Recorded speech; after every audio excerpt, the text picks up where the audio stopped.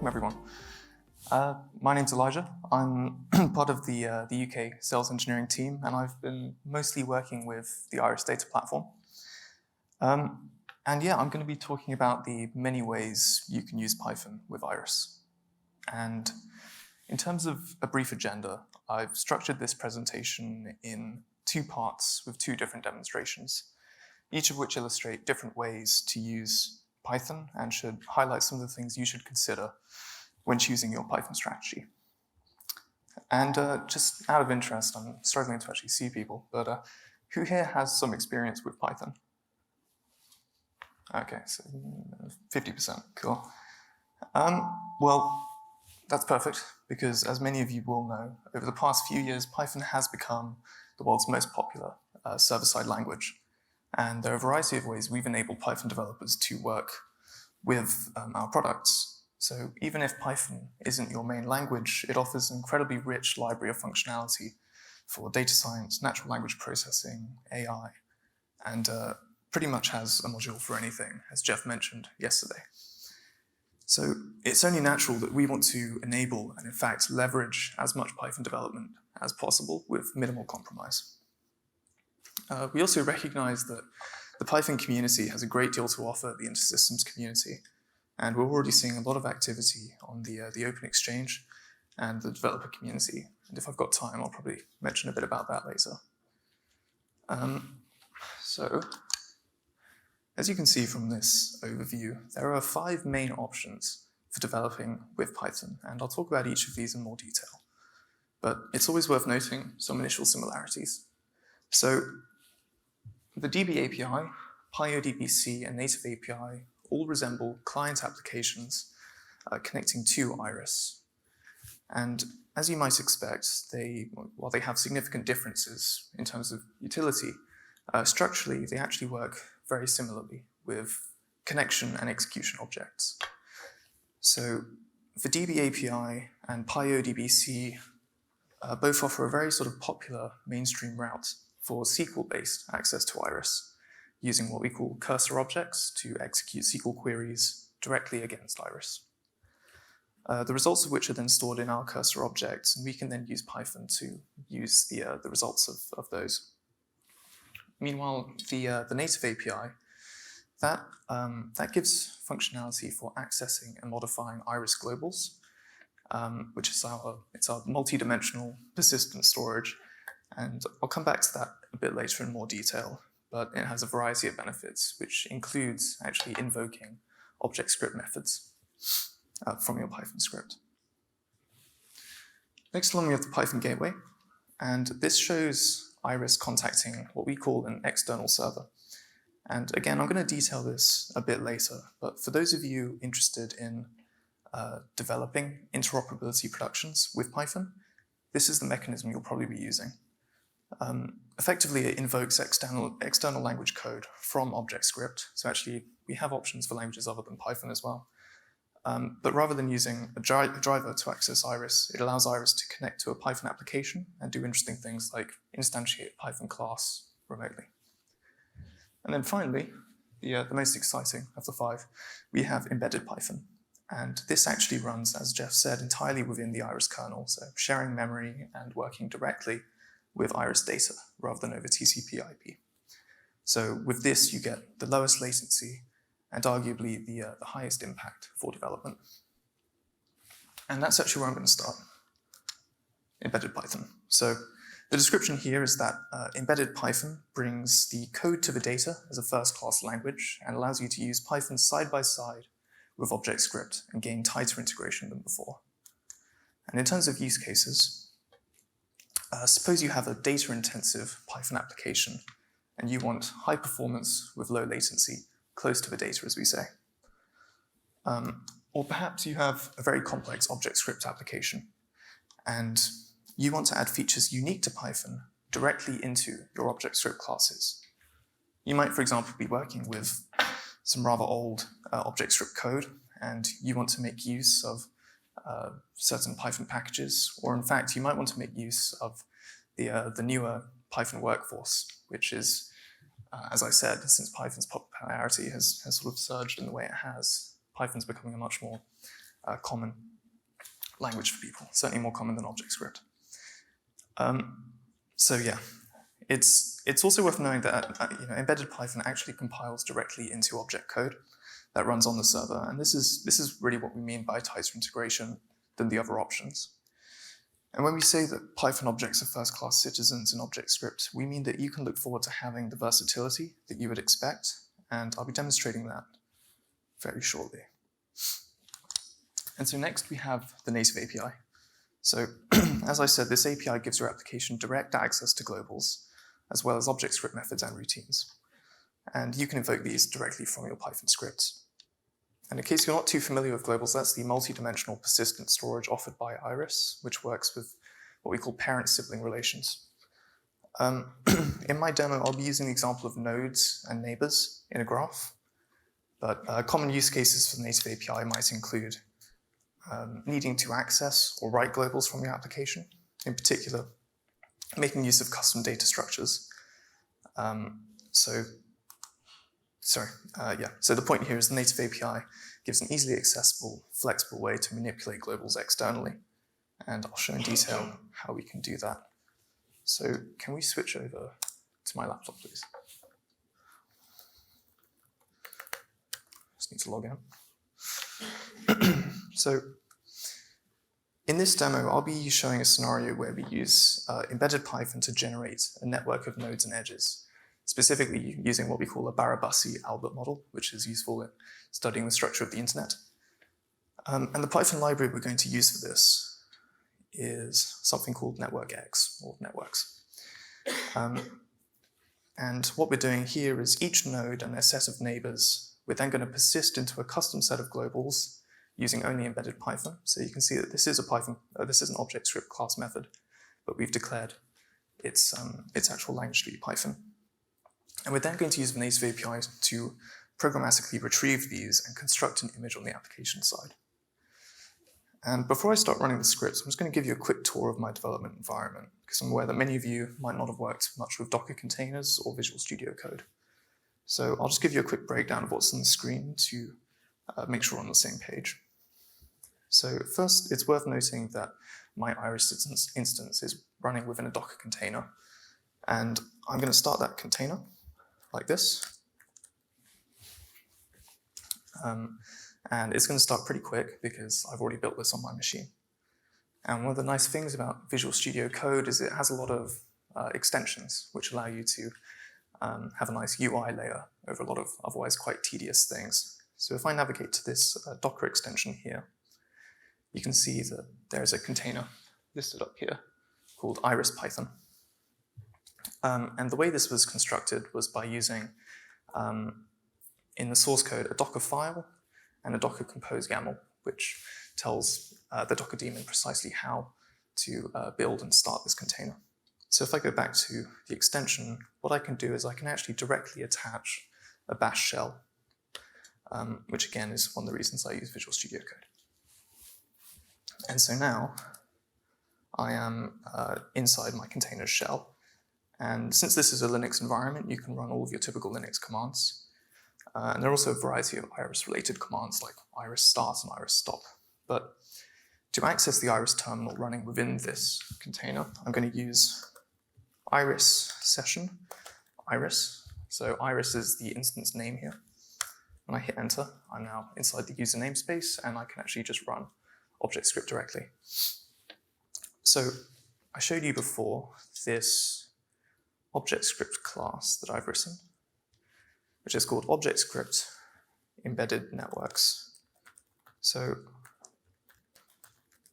if I try to not misspell any of this, what I can do here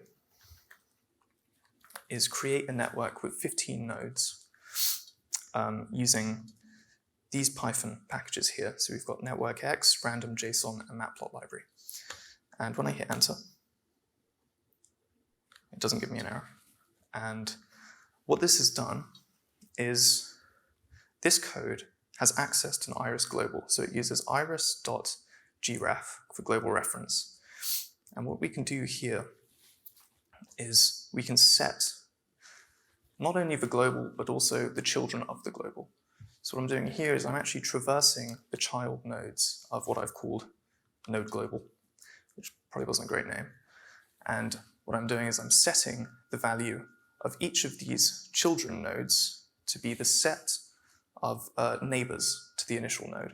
The idea being that if node 1 has neighbors 2, 3, 4, node global 1 will be equal to 2, 3, 4. And just to make that clear, I've actually written another method here, which will retrieve the globals and show you what it's actually done. And so what I've done is I've used this show network method, which I've written. Again, I'm only importing iris here. And what this does is it uses an order function, which for those of you who are experienced with ObjectScript, you might recognize this as $order. And again, what this does is it traverses the children nodes until it can't find any more. When it can't find any more, it's going to return none. And so we break this while loop. And that means if you set this to have 2,000 nodes, it would again be able to do that without crashing or anything, and it knows when to stop. Great, and the next part of this demo, so I'm just going to exit the iris shell, is I want to now use the native API to retrieve these results and then construct an image. The idea being you might have some sort of application that wants to access these, and I'm just going to go here. I'm going to use this Python 3 command to run what I've called networks.py. And what this has done, if I show you the Python script, so again, there's no object script here at all other than importing the iris native package. The first step here was creating a connection object. So irisnative.createConnection, and then you enter things like hostname, port, namespace, and then we create an iris object. So you can think of this as being quite similar in principle to a cursor object, for those of you that are familiar with using SQL. And here we're doing myiris.get. So it's exactly the same principle. We're retrieving the global.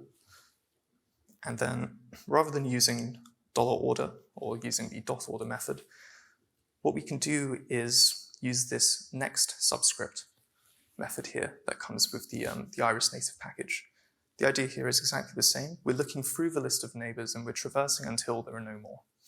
And when we retrieve these, excuse me, we can then recreate the network with just this, we're just creating a list of the neighbors again. And the final step is using the matplotlib, we're then going to create an image, and that image has been saved. So you can see graph image saved to iris dev app network. There it is. And that's our graph. So that's the first demo. Can we switch back to the PowerPoint, please?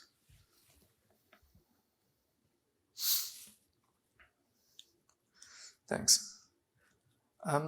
Great. So moving on to the next set of Python options, we're looking more at SQL-based access rather than access to globals. And also using the Python gateway to invoke Python classes from ObjectScript. So starting with PyODBC,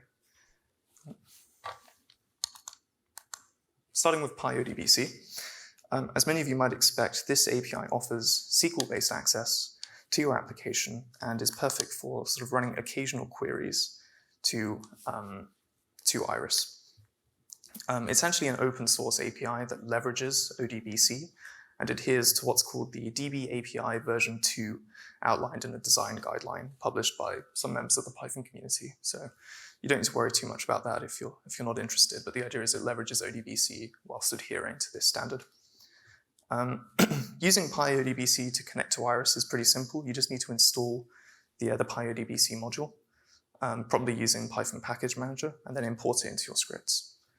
And then we run queries through a cursor object, much like any other ODBC connection. On the other hand, DB API works in much the same way, but is a fully compliant implementation of the same database API standard. So I said here it's PEP 249, so that stands for Python Enhancement Proposals. And this particular PEP is a standard laid out back in 2001, so that Python modules can work quite consistently for database access. But since these two DB API and PyODBC work so similarly, same use case as well, occasional queries. I'm only actually going to demo the DB API. It's also much newer. It came out this year. And then finally, we have the Python gateway, and in brackets, PEX. I'm not sure how many of you are familiar with PEX. Kinshuk, great.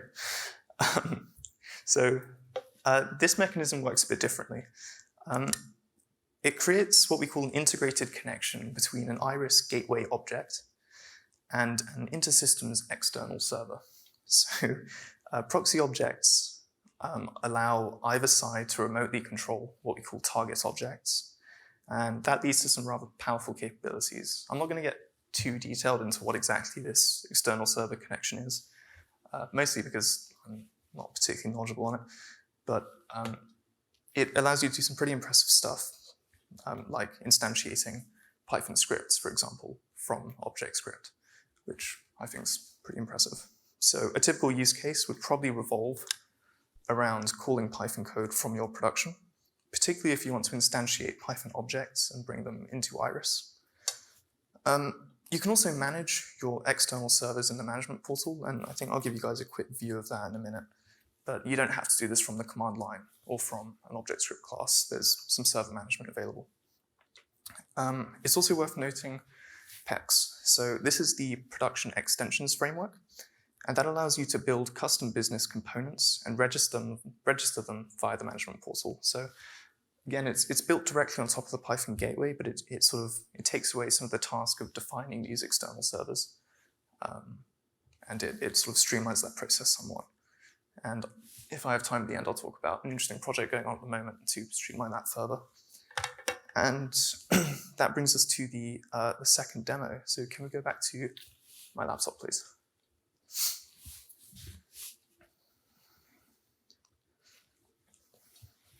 Thanks.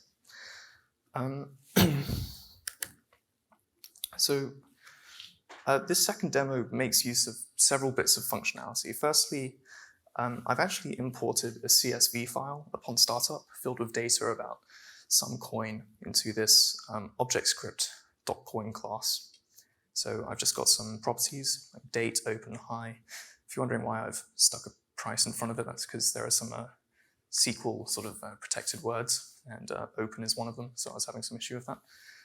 But for those of you that are, I think Carmen mentioned this actually earlier, I actually use the new load data SQL command in this Iris script to load this data from a CSV file into this class.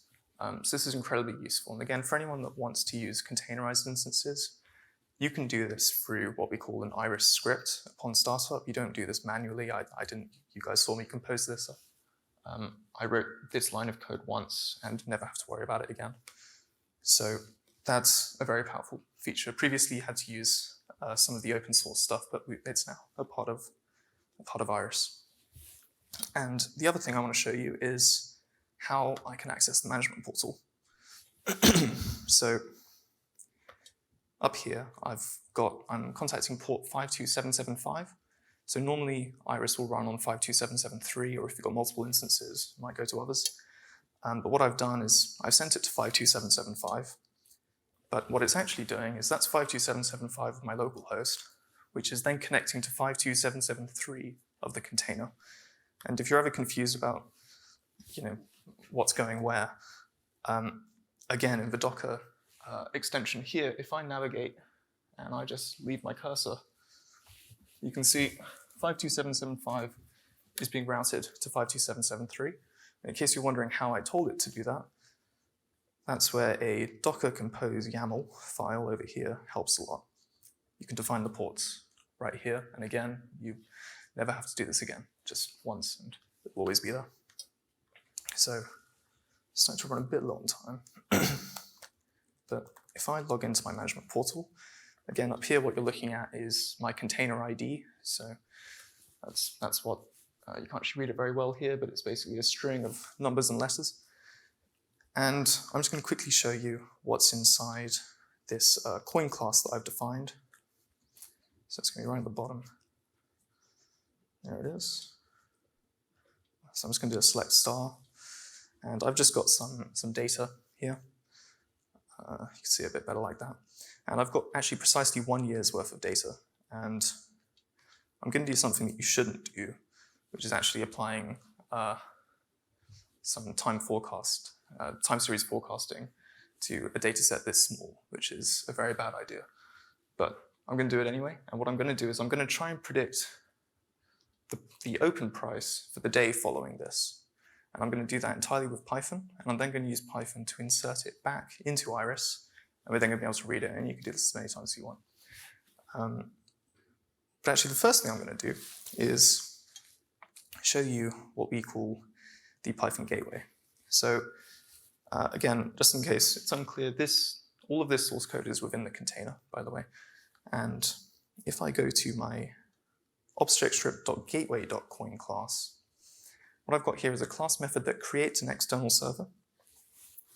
It actually creates a Python gateway connection here. And what it does is we have to tell it where to find the Python script. So I'm doing add to path, and then this is the path for my Python script that I want to run, coin.py. And we're then going to instantiate this by adding it to our objectScript.coin class. So for ObjectScript developers, this might look quite familiar. Doing a %new to instantiate a new thing on the ObjectScript side. But the most interesting thing about this is actually what's going on the Python side. So when I do %new on my gateway, and I select the class coin, this is actually going to create a new coin object from a Python class definition. And nowhere in my Python class definition have I instantiated anything. So if I go to my Python class definition, which is here, I've got a pretty basic one. All I'm doing is just defining a set of values for the 7th of October. And if I enter Iris again, I'm just going to make sure I remember the actual right name for this. Dot get coin values. What this is going to do is it's going to instantiate the Python class, and it's going to print the result for us when it's done. There we go, proxy object generated, and it's generated the values here. I need to be wary of float, but what it then does is it persists these within our coin class, and we can then access that later. In fact, we're going to access it right now using the database API. So now that this is saved on the Iris side, I'm now going to sort of, much like a client use case, I'm going to use this coingraph.py script that I've written. And this is using the DB API to create a SQL-based connection to Iris. So we start with a connection object. And again, we've got many of this, pretty much the same parameters as what we use for the native API. And we're going to create a cursor object. And cursor objects allow us to execute and store results of SQL queries. So when I do cursor.execute, select star from my table, this is an F string, by the way, in case anyone's unclear. It just allows me to substitute variable names into a string without using plus signs. So I can execute this select star, and I can then immediately put this into what's called a data frame, which is a piece of pandas functionality. So pandas is a Python library used a lot for data analysis and data science. And all we need to do to construct a pandas data frame is define a data frame on the fetchall method. That's it. And you're now free to do whatever it is you want to do. So in this case, I'm going to do, I'm actually going to plot the data frame. I'm just going to give us a very nice graph.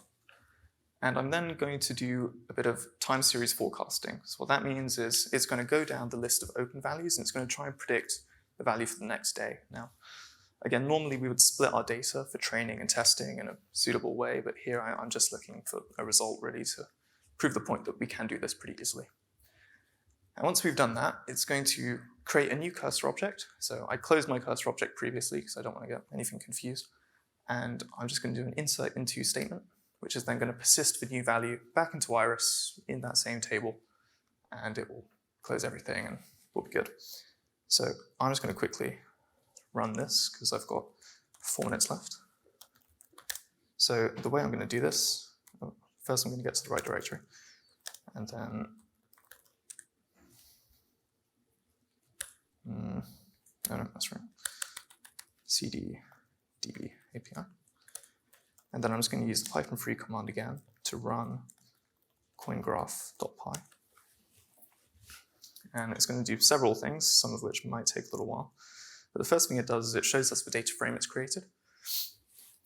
Second thing it does is it saves the image.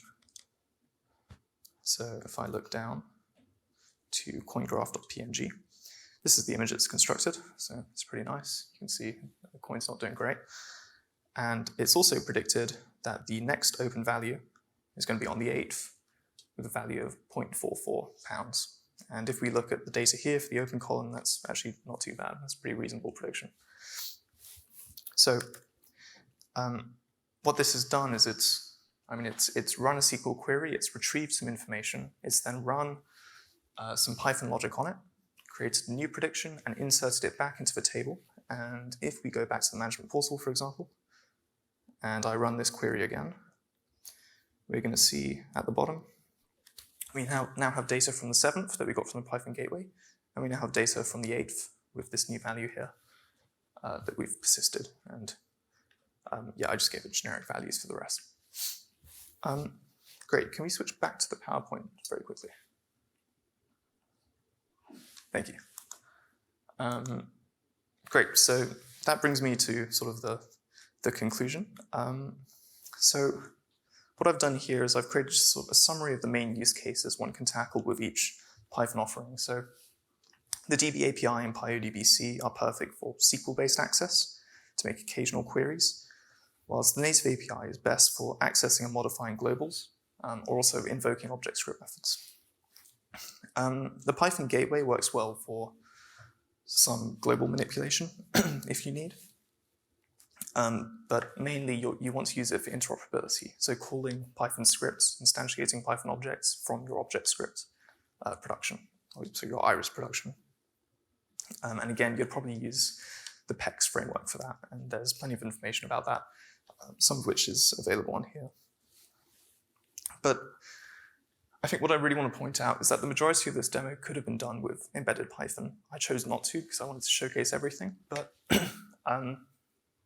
embedded Python is ridiculously powerful, and you know, any sort of Python developer really should be able to get, as you can see, stuck into a good chunk of what Iris has to offer simply with embedded Python. But again, depending on your particular use case, you might want to mix it up a bit. And yeah, so I hope that's clarified the different use cases somewhat, and leave you with a good overall picture of what's on offer when building Iris with Python. But yeah, sorry, the demo is also available on GitHub if you want to take a look and run it. And also, if anybody's looking at this in the future, there's a bunch of useful links here for everything I've used. I don't expect you to jot this down now, but it will be available on the website later. And thank you.